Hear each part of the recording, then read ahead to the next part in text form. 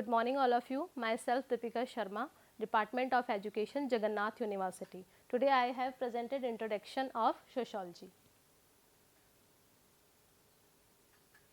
First of all, जब भी हम किसी सब्जेक्ट के लिए किसी भी सब्जेक्ट को चूज़ करते हैं तो उस चीज़ का एक ऑब्जेक्टिव होता है. जैसे हम लाइफ में कोई भी काम कर रहे हैं तो उसके लिए हम कोई ना कोई एक ऑब्जेक्टिव, एक मोटिव जो है वो हम लेके चलते हैं. तो इसी तरीके से इस कोर्स का जो फर्स्ट ऑब्जेक्टिव दिया हुआ है, understand about the origin of sociology. जब भी हम सोशोलॉजी को जानना चाहते हैं तो उसको हमें अच्छे तरीके से समझना ज़रूरी है कि एक सोशोलॉजी में कौन कौन सी चीज़ें जो हैं वो मैटर करती हैं. जैसे सोशल ग्रुप्स है, हमारी सोसाइटीज़ हैं, हमारा कल्चर है, एवरीथिंग को समझना जो है वो ज़रूरी होता है. इसका सेकेंड ऑब्जेक्टिव है what is the understanding of need of sociology, कि नीड क्या है एक सोशोलॉजी की, वो हमें जानना ज़रूरी है. आज के टाइम पे अगर हम देखें तो क्राइम इतना ज़्यादा बढ़ गया है. उसके पीछे रीज़न ये है कि लोगों की सोशल जो वैल्यूज़ हैं वो धीरे धीरे कम होती जा रही हैं. तो इसके लिए इसकी नीड को समझना भी ज़रूरी है. Third one is the ability to justify the humanistic perspective. मानवीय परिप्रेक्ष्य में जो है वो सोशोलॉजी को पढ़ना ज़रूरी है. नेक्स्ट है to gain knowledge about the social structure. जो सोशल स्ट्रक्चर बना हुआ है वो समाज के बहुत सारे लोगों से मिलके बनता है. जैसे अगर हम वर्ग की बात करें तो उच्च वर्ग, निम्न वर्ग, मध्यम वर्ग, इसी तरीके से पूंजीपति वर्ग, सर्वहारा वर्ग, ये सभी मिलके जो है पूरी एक सोसाइटी का निर्माण करते हैं, जिसे हम ब्रीफली अगर देखें तो उसे हम सोशोलॉजी के नाम से जानते हैं. To understand the culture. हमारे कल्चर में बहुत सारी ऐसी चीज़ें हैं जिसको हमें पढ़ना बहुत ज़्यादा ज़रूरी होता है कि हमारे कल्चर में कौन कौन सी अच्छी चीज़ें हैं और कौन सी ऐसी चीज़ें हैं जिनमें हम परिवर्तन कर सकते हैं. What the heck of sociology. Sociology ही हमें क्यों पढ़ना चाहिए, आखिरकार ऐसा सोशोलॉजी में क्या है जिसे हमें पढ़ना चाहिए. Sociology is a social science that studies human society and social behaviour. जितना भी सोशल बिहेवियर है उसको हमें रीड करना चाहिए. साथ में जितनी भी मानवीय क्रियाएं होती हैं उनको पढ़ने के लिए समाजशास्त्र की आवश्यकता होती है. Sociologist focus on social interaction. हम जो है वो ज़्यादातर फोकस करते हैं अंत्यक्रिया पे, क्योंकि हम बार बार बात कर रहे हैं कि सोसाइटी एक समाज होता है. समाज में व्यक्ति अकेला नहीं रहता है, पूरा एक ग्रुप जो है उस पर वर्क कर रहा होता है. और ग्रुप तभी अच्छे से वर्क कर सकता है जब उसमें इंटरेक्शन हो, अंत्यक्रिया होती रहे.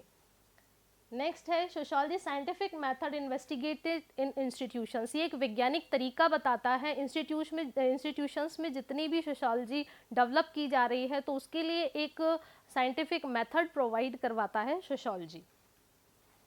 When was sociology started. इस पे बहुत सारे जितने भी दार्शनिक हुए, जितने भी समाजशास्त्री हुए, उन लोगों ने वर्क किया इसके ऊपर, तब जो जाके जो है वो सोशोलॉजी स्टार्ट हुई. जैसे हम पहले की बात करें तो एनिसेंट कल्चर में भी सोशोलॉजी वर्ड यूज़ किया जाता था. और जिस टाइम पर औद्योगिक क्रांति चल रही थी उस टाइम पे पूरे यूरोप के कुछ लोगों के एक ग्रुप ने सोशल इंटरेक्शन को रीड किया, ह्यूमन बिहेवियर को रीड किया, देन उन्होंने एक कॉन्सेप्ट दिया सोशोलॉजी. अगर हम वैसे देखें तो 1830 में ऑगस्ट कॉम ने सबसे पहले सोशोलॉजी वर्ड का यूज़ किया था. Why study sociology. हमें सोशोलॉजी क्यों पढ़नी चाहिए. अगर हमें जितना भी सोशोलॉजिकल पर्सपेक्टिव है उसको देखने के लिए हमें सोशोलॉजी को पढ़ना ज़रूरी होता है. Of a look word based on research rather than common senses. एक होता है कि हम कॉमन सेंसेज पे वर्क करते हैं, लेकिन सोशोलॉजी में ऐसा बहुत सारा एरिया है जो हमें ये प्रोवाइड कराता है कि कैसे हम रिसर्च करके और सोशल सिस्टम को या सोशल स्ट्रक्चर को और अच्छे से डेवलप कर सकते हैं. इसलिए हमें सोशोलॉजी रीड करना चाहिए. College generally required you take a course in sociology. अगर आज के टाइम पे हम देखें तो जितनी भी स्ट्रीम्स चल रही हैं कॉलेजेस में उन सभी में सोशोलॉजी एक कॉमन सब्जेक्ट के रूप में देखा जाता है. जैसे आप लॉ को देख लें, आप एमबीए को देख लें, बीए में ऑलरेडी सोशोलॉजी है. आप जितनी भी स्ट्रीम्स चल रही हैं उन सभी में सोशोलॉजी बहुत एक महत्वपूर्ण भाग बन चुका है, क्योंकि जब तक हम स्ट्रक्चर को ही नहीं समझेंगे तब तक हम आगे की कोई भी स्टडी नहीं कर सकते हैं. Job opportunities. हमें बहुत सारी जॉब अपॉर्चुनिटीज़ मिलती है अगर हम सोशोलॉजी को पढ़ते हैं. जैसे संविदा पे कुछ जॉब्स निकलती हैं सोशल वर्क्स के नाम पे. एनजीओ में हम वर्क कर सकते हैं, स्कूल्स में हम जो है वो वर्क कर सकते हैं, और भी गवर्नमेंट वैकेंसीज इस तरीके की आती है जिन पे वर्क किया जा सकता है. Who funded sociology. 5 मैन्स हुए जो कि डिफरेंट रिलीजन के थे. उन्होंने यूज़ किया सोशोलॉजी वर्ड को. उन्होंने देखा कि एक मानवीय प्रतिक्रियाएं किस तरीके से होती हैं उसका अध्ययन किया जाए. वो 5 लोग हैं. First of all August Comte, second Herbert Spencer, third Karl Marx, fourth Emile Durkheim and fifth one is the Max Weber. First August Comte जो है वो जर्मनी इंग्लैंड में रहे। इन्होंने बेसिकली, इनको जो है वो फादर ऑफ सोशोलॉजी भी कहा जाता है। इसके अलावा इन्होंने एक साइंटिफिक मेथड दिया, बिलीव करते थे ये साइंटिफिक मेथड पे कि सोशोलॉजी में हम और कौन कौन से ऐसे वैज्ञानिक तरीके लगा सकते हैं कि इसको हम और अच्छा बना सके। साथ में इन्होंने फोकस किया जितने भी चीज़ें चल रही हैं उनमें चेंजेस करने के लिए, क्योंकि परिवर्तन प्रकृति का नियम है। कार्ल मार्क्स प्रेशिया जर्मनी में रहे और ये बिलीव करते थे, इन्होंने ही कॉन्फ्लिक्ट थ्योरी दी, जो एक पूंजीपति वर्ग और एक सर्वहारा वर्ग होता है। ये हम सभी देखते हैं जिसके अंदर हमेशा एक कॉन्फ्लिक्ट, हमेशा एक संघर्ष की स्थिति चलती रहती है। जिसके पास पावर है और जिसके पास पावर नहीं है, वो दोनों आपस में किस तरीके से संघर्ष करते हैं उसकी बात जो है वो कार्ल मार्क्स करते हैं, और इनको फादर ऑफ कम्युनिज्म भी कहा गया। हर्बर्ट स्पेंसर जो है वो इंग्लैंड में रहे और इन्होंने जो बात की वो की कि हम पूरे सोशल सिस्टम को पढ़ रहे होते हैं, लेकिन जब हम एक सोसाइटी बनाते हैं तो उसमें भी पर्टिकुलर अपने अपने ग्रुप बन जाते हैं। वो बिहेवियर के अकॉर्डिंग भी बन सकता है, वो कास्ट के अकॉर्डिंग भी बन सकता है। तो इन्होंने जो है वो पूरे इन वर्ग के अंदर जाके पूरी डिटेल्स को रीड करने की थियरी दी है। Social intelligence change in natural to correct social problems. जितनी भी सोशल प्रॉब्लम्स होती हैं, अगर हम उनको सॉल्व करना चाहते हैं तो थोड़ी बहुत अशांति होना, हम मान के चलते हैं कि थोड़ा बहुत चेंजेस करने के लिए हमें बहुत ज़्यादा संघर्ष करना पड़ता है। तो उन प्रॉब्लम्स को सॉल्व कैसे कर सकते हैं उसके लिए भी इन्होंने थियरी दी है। इमाइल दुर्खिम, इन्होंने आत्महत्या सुसाइड थियरी इन्होंने दी थी और ये फ्रांस में रहे। इनका ये मानना था कि जितने भी सिस्टमैटिक मेथड्स हैं सोशोलॉजी को पढ़ने के लिए, उन मेथड्स को काम में लेना ज़रूरी होता है। और ये बिलीव करते थे सिर्फ कि हम देखने योग्य जानकारी लोगों के लिए प्रोवाइड करा सके, जितना ज़्यादा वो लोग देखेंगे उतना ही ज़्यादा उसको अच्छे से रीड कर सकते हैं। मैक्स वेबर पर्टिकुलर जर्मनी में रहे। इन्होंने भी जो है वो सोसाइटी की बात की और इनकी थॉट्स ये थी कि जितने भी सोसाइटी में नेगेटिव थॉट्स हैं या पॉजिटिव थॉट्स हैं, जितनी भी फीलिंग्स हैं नेगेटिव या पॉजिटिव, उसमें इन्होंने अपने आप को खुद इन्वॉल्व किया, वहाँ पे अपने आप को रख के इन्होंने स्टडी दी। कई बार होता है कि हम चीज़ें देख रहे होते हैं और उतना हमें नहीं पता होता है जब तक हम उस चीज़ में इन्वॉल्व नहीं होते हैं। तो इन्होंने जितनी भी सोसाइटी में चीज़ें होती हैं जिसके नेगेटिव रिजल्ट्स आते हैं, वहाँ पे खुद को रखा कि लोग इतने नेगेटिव बिहेवियर की तरफ क्यों जाते हैं, और फिर इन्होंने ये थ्योरी दी। सोशोलॉजिकल पर्सपेक्टिव की हम बात करें तो 3 तरीके के पर्सपेक्टिव इसमें दिए हुए हैं। फर्स्ट आता है फंक्शनल, सेकंड आता है कॉन्फ्लिक्ट और थर्ड आता है इंटरेक्शन। थ्योरेटिकल पर्सपेक्टिव अगर हम देखें तो हम कल्पना करके चलते हैं कि हमारा बहुत अच्छा समाज होगा, हमारी सोसाइटी बहुत अच्छी होगी, ऐसी हम कल्पना करके चलते हैं। लेकिन हर एक चीज़ सोसाइटी में बेटर हो ये कोई ज़रूरी नहीं है। फंक्शंस दिए हुए हैं, 2 टाइप्स ऑफ फंक्शंस बताए, जिसमें फर्स्ट है आपका मेनफेस्ट फंक्शन और सेकंड है लेटेंट फंक्शन। मेनफेस्ट फंक्शन वो होता है जहाँ पे हम जैसा रिजल्ट चाहते हैं, हमारी इच्छा के अनुसार हमें सोसाइटी से रिजल्ट मिलता है। लेटेंट फंक्शन वो होता है जिसे हम कहीं पे भी उस काम को व्यक्त नहीं कर पाते हैं। जैसे एक ही सोसाइटी में 2 तरीके के लोग रहते हैं, एक बहुत ज़्यादा पॉजिटिव थिंकिंग वाला है, एक नेगेटिव थिंकिंग वाला है। नेगेटिव थिंकिंग वाला जितने भी नेगेटिव वर्क्स हैं उनमें इन्वॉल्व रहता है, तो उससे जो हमें रिजल्ट मिलेगा वो रिजल्ट कैसा होगा, नकारात्मक होगा। तो लेटेंट वो होता है कि जहाँ पे हम उस काम को कहीं पर भी व्यक्त नहीं कर सकते हैं। फंक्शन ऑफ सोशोलॉजी, जो हमने 3 पर्सपेक्टिव की बात की थी, उसमें फर्स्ट आता है आपका functions of sociology. Function of sociology भी वही बात करता है कि हम पूरे प्रोसीजर, जो सोसाइटी का पूरा एक प्रोसीजर बना हुआ है, उसके बारे में हमें लोगों से बातचीत करनी चाहिए। सेकंड है कि हम कुछ चीज़ों पे एग्रीमेंट करवाते हैं कि हम अगर कोई भी सोशल चेंज करना चाहते हैं तो सोशल चेंज लोगों की भलाई के लिए है, पूरी सोसाइटी की भलाई के लिए है, पूरे कल्चर की भलाई के लिए। तो उसमें हम क्या करते हैं, कुछ चीज़ों पर हम समझौते करवाते हैं। नेक्स्ट आता है view certain elements of society in term of rather than function in society. कुछ चीज़ें सोसाइटी में ऐसी भी होती हैं जिस पे हम काम कर सकते हैं। जो चीज़ें सही नहीं हैं उनको उस चीज़ वहाँ सोसाइटी से या उस कल्चर से, उस स्ट्रक्चर से जो है वो हटा दिया जाता है।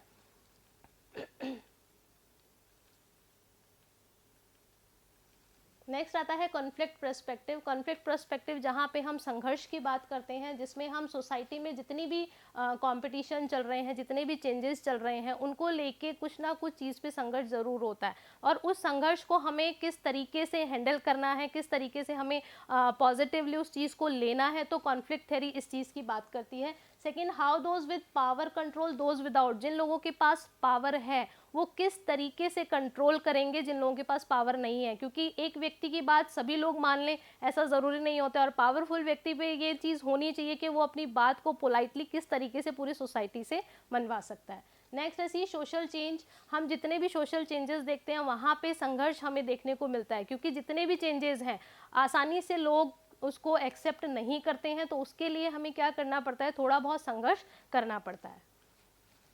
इंटरैक्शन पर्सपेक्टिव, जहाँ पे हम ये देखते हैं कि इंडिविजुअल और ग्रुप में पर्टिकुलर व्यक्ति के बातचीत करने का तरीका क्या है। कई बार ये चीज़ें हम ऑब्जर्वेशन में भी देखते हैं, जैसे क्लास में जब कोई टीचर होता है देन हम वेल बिहेव करते हैं, और जब क्लास से टीचर बाहर चला जाता है तो हमारा बिहेवियर दूसरे तरीके का सामने निकल के आता है। उसी तरीके से सोसाइटी में भी हमें बिहेवियर देखना पड़ता है कि जब कोई आपके ऊपर नज़र रख रहा है देन आपका बिहेवियर कैसा है, और अगर आप इंडिविजुअल हैं तो आपका बिहेवियर कैसा होगा, एक ग्रुप में अगर आप काम कर रहे हैं तो किस तरीके के बिहेवियर से आप काम करेंगे।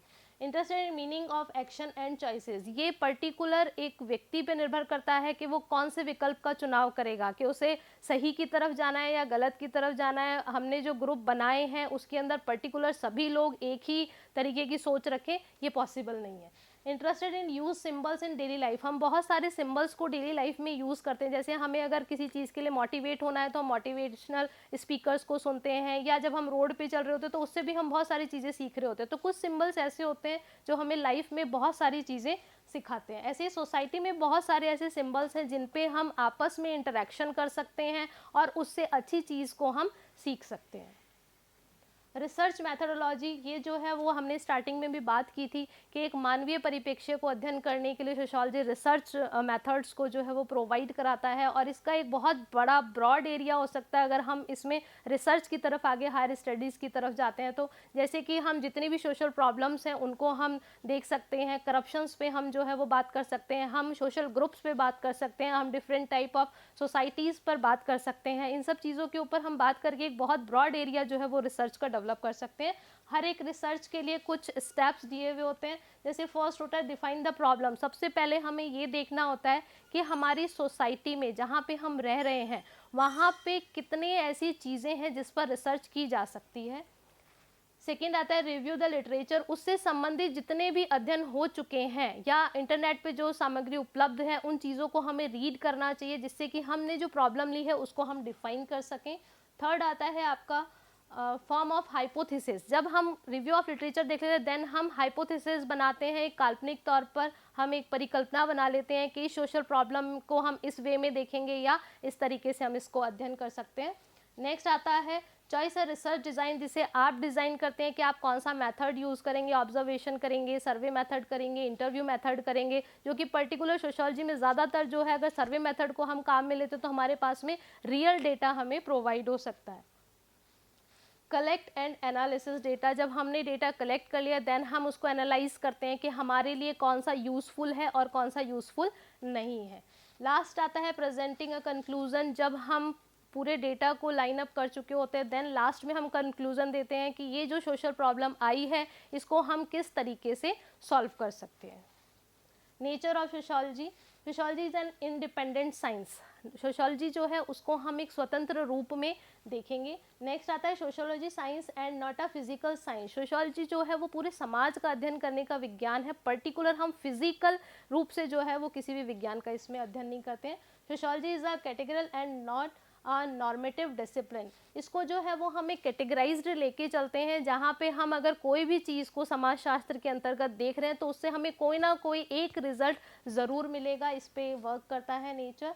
प्योर साइंस है, यहाँ पे कुछ भी आप ऐड या हटा नहीं सकते, एक प्योर साइंस के ऊपर जो है वो हम इसमें रीड करते हैं। एब्स्ट्रैक्ट साइंस है, जहाँ पे सामान्य चीज़ों को रीड किया जाता है, पर्टिकुलर ऐसे किसी चीज़ को थोपा नहीं जाता है कि आप इस ग्रुप में हैं तो आपको इस चीज़ को करना ही पड़ेगा, वो पर्टिकुलर इंसान पे डिपेंड करता है कि क्या वो उस ग्रुप में रह के इन चीज़ों को अपनाना चाहता है या नहीं अपनाना चाहता है। Sociology is a journalisation, sociology जो है वो एक हमें जर्नल बिहेवियर सिखा रही होती है कि हम एक मानवीय व्यवहार, जब हम किसी भी समाज में रहते हैं तो वहाँ पे हमारा मानवीय व्यवहार ही होता है जो हमारी एक अलग पहचान बनाता है। Sociology is both traditional and empirical, ये जो है वो तर्क करने की भी शक्ति हमें देता है और जितने भी हमारे एक्सपीरियंस है उनको भी ये अच्छे वे के अंदर लेके जाता है। जहाँ पे नेचर ऑफ सोशोलॉजी में हमने स्टार्टिंग में बात की थी कि इंडिपेंडेंट साइंस है, तो ये कैसे इंडिपेंडेंट साइंस है इसकी हम बात करेंगे। सोशोलॉजी जो है वो पहले हम मर्ज करके पढ़ा करते थे, जैसे पॉलिटिकल साइंस है वो भी सोशोलॉजी में आ रहा है, हिस्ट्री है वो भी सोशोलॉजी में आ रहा है, जो कि हम स्कूल लेवल की बुक्स में भी देखते हैं। पर्टिकुलर अलग से कोई किताब ना हो कि सोशल साइंस की एक ही बुक हुआ करती थी जिसके पार्ट्स डिवाइड कर दिए जाते थे। लेकिन अब अगर हम देखें तो सोशोलॉजी जो है वो अपने आप में एक इंडिपेंडेंट साइंस है। It is not treated and studies as a branch of any other science like philosophy, political philosophy और history। यहाँ पे हम जो है इसको एक अलग साइंस के रूप में रीड करेंगे, हम इसको किसी के साथ भी एड ऑन करके रीड नहीं करना चाहिए, तभी हम पर्टिकुलर सोशोलॉजी का कॉन्सेप्ट समझ पाते हैं कि हमारी लाइफ के लिए, हमारी चीज़ों के लिए, हमारी थिंकिंग के लिए सोशोलॉजी कैसे इंपॉर्टेंट है। As an independent science it has its own field of study, boundary and method. जितने भी इसके और क्षेत्र हैं, जैसे हमने बात की कि पॉलिटिकल साइंस भी अपने आप में एक क्षेत्र है, फिलॉसफी भी एक इसका क्षेत्र है, क्रिमिनोलॉजी भी हम सोशोलॉजी के अंदर ही देखते हैं, विलेज सोशोलॉजी भी हम इसी के अंदर देखते हैं। तो इन सभी को रीड करने का, इन सभी को समझने का अपना एक इंडिपेंडेंट मेथड होता है, अपनी एक नई टेक्निक होती है। सेकेंड पॉइंट की हमने बात की थी कि social science and not a physical science, ये एक तरीके से सोशल साइंस है, कोई फिजिकल साइंस नहीं है। इसके अंदर बताया गया है कि हम जो है वो सोशल बिहेवियर को या जितने भी इंटरेक्शन होते हैं उन चीज़ों को हम सोशोलॉजी के अंदर देखते हैं, इसीलिए इसको हमने सोशल साइंस कहा है, फिजिकल साइंस नहीं कहा है। The fact that sociology deal with the social universal, पूरे अगर हम चीज़ों में देखें तो हर एक खगोल विज्ञान हो गया, आपका जूलॉजी हो गया, मैथमेटिक्स हो गया, इनको भी एक अलग पर्सपेक्टिव में देखने के लिए सोशोलॉजी को हम काम में ले सकते हैं। कुछ इसके स्कोप्स बताए हुए हैं, जैसे अगर हम फैमिली में रह रहे हैं तो वहाँ पे हमें किस तरीके का बिहेवियर करना है, हेल्थ से रिलेटेड अगर हमें एजुकेशन लेनी है तो वहाँ पे हम सोशोलॉजिकली कैसा बिहेवियर करेंगे, फिजिकल एजुकेशन में, हेल्थ सर्विसेज में, न्यूट्रिशन सर्विसेज में, counselling and social service, health school environment and healthy promotion for staff. अगर हमने रियलिटी में सोशोलॉजी को पढ़ा है तो हम एक हेल्दी माहौल स्कूल में भी क्रिएट कर सकते हैं, हमारी फैमिली में भी क्रिएट कर सकते हैं, क्योंकि हमें पता होता है कि हर एक पर्सन के साथ में उसकी अलग अलग व्यक्तिगत विभिन्नताओं के आधार पर कैसे उसके साथ बिहेवियर करना है। स्कोप दिए हुए हैं, sociology is a fast growing academic discipline. अभी अगर हम देखें तो इसका एरिया इतना ज़्यादा बढ़ चुका है जहाँ पे सोशोलॉजी को एक अलग से सब्जेक्ट के रूप में सभी स्कूल्स में, इंस्टीट्यूशंस में जो है पढ़ाया जा रहा है। It has developed various sub fields to study different aspects of man social life. जितने भी पर्सन्स हैं उनकी सोशल लाइफ को रीड करने के लिए सोशोलॉजी ज़रूरी है। ईच सब फील्ड, हर एक सब फील्ड के लिए एक अलग टेक्निक को काम में लिया जाता है। हम एक ही टेक्निक से जो है वो सभी लोगों का बिहेवियर रीड नहीं कर सकते हैं। कुछ कंटेंट जो है वो इंट्रोडक्शन ऑफ सोशोलॉजी में दिया हुआ है। जब भी हम सोशोलॉजी सब्जेक्ट को पढ़ते हैं तो उसमें हमें कौन कौन सी चीज़ों को देखना होता है। तो फर्स्ट आता है, सबसे पहले हमें उसका मीनिंग देखना होता है कि समाजशास्त्र है क्या चीज़। दूसरी हमें देखना होता है कि इसका स्कोप क्या है। नेक्स्ट है कि हम अदर साइंसेज से इसको कैसे रिलेट कर सकते हैं, जितने भी साइंसेज चल रहे हैं उसमें हम कैसे इसको रिलेट कर सकते हैं। ह्यूमनिस्टिक पर्सपेक्टिव में हम देखते हैं जितने भी मानवीय परिप्रेक्ष्य है, मानवीय व्यवहार है, उसको देख के भी जो है हम सोशोलॉजी को रीड कर सकते हैं। Content basic concept in sociology, basic concept क्या है हमारी लाइफ में सोशोलॉजी का, उसको हमें रीड करना होता है। सोसाइटी, कम्युनिटी, सोशल ग्रुप्स, हम हमारे अकॉर्डिंग सोशल ग्रुप को क्रिएट करते हैं कि हम किस ग्रुप में रहना चाहते हैं। पर्टिकुलर ये थोपा नहीं जाता है कि आपको किस ग्रुप के अंदर रहना है। नेक्स्ट आता है social structure, institution, social structure, social system, जहाँ पे जो पूरा एक स्ट्रक्चर बना हुआ है उसको रीड करने के लिए हमें सोशोलॉजी सब्जेक्ट को पढ़ना चाहिए। स्टेटस एंड रोल, हमारा स्टेटस, हम कहीं पे अगर रह रहे हैं तो वहाँ पे क्या हमारा रोल होगा, देन क्या स्टेटस होगा एक सोशल एक्शन के लिए, उसको रीड करना होता है। सोशल प्रोसेस हम देखते हैं इसके अंदर, सोशल स्ट्रैटिफिकेशन देखते हैं, कुछ थ्योरीज जो हैं वो दी हुई हैं, जैसे मैक्स वेबर, इन सभी ने जो है वो फंक्शन से रिलेटेड कुछ थ्योरीज दी हैं, उनको हम सोशोलॉजी में रीड करते हैं। सोशल चेंज जो है उसके अलग अलग मेथड होते हैं और हम चेंजेस को किस तरीके से मानकर चलेंगे उस चीज़ को हमें रीड करने के लिए सोशोलॉजी बहुत ज़्यादा इंपॉर्टेंट है। थ्योरीज दी हुई हैं कुछ सोशल चेंजेस की। सोशलाइजेशन, जब बच्चा पैदा होता है तभी से उसका समाजीकरण का प्रोसेस स्टार्ट हो जाता है कि वो समाज में किस तरीके से रहेगा, वो किस तरीके का बिहेवियर करेगा। तो उस सोशलाइजेशन को समझने के लिए, जो कि जैसे जैसे उम्र बढ़ती जाती है वैसे वैसे सोशलाइजेशन के प्रोसेस भी अलग अलग होते जाते हैं, तो उसके लिए हमें इस प्रोसेस को रीड करना ज़रूरी है।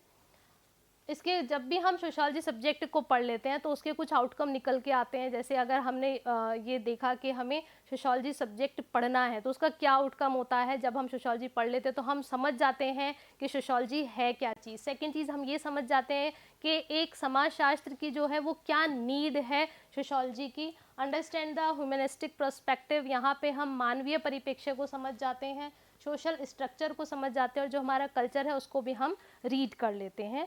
लास्ट इस, अगर हम सोशियोलॉजी सब्जेक्ट की बात करें तो उसका कंक्लूज़न ये निकलता है कि अगर हम सोशियोलॉजी को रीड करते हैं, सोशियोलॉजी सब्जेक्ट में हम आगे अपने करियर को चुनते हैं तो उससे हमें बहुत सारे फ़ायदे मिल सकते हैं। जैसे हम बार बार ये बात करते हैं कि ये पर्सन हमारे बिहेवियर का नहीं है या इस पर्सन का बिहेवियर अच्छा नहीं है, जो कि हमें समाजशास्त्र रीड करने के बाद पता चलेगा कि हर एक पर्सन का अपना अपना एक बिहेवियर होता है। सेकेंड, हम ये बोलते हैं कि ये ग्रुप जो है वो अच्छा नहीं है, तो उसकी एक थ्योरी भी जो है वो क्लियर हो जाती है। पूरे सोसाइटी को समझने के लिए हमें समाजशास्त्र पढ़ने की बहुत ज़्यादा ज़रूरत है। Thank you.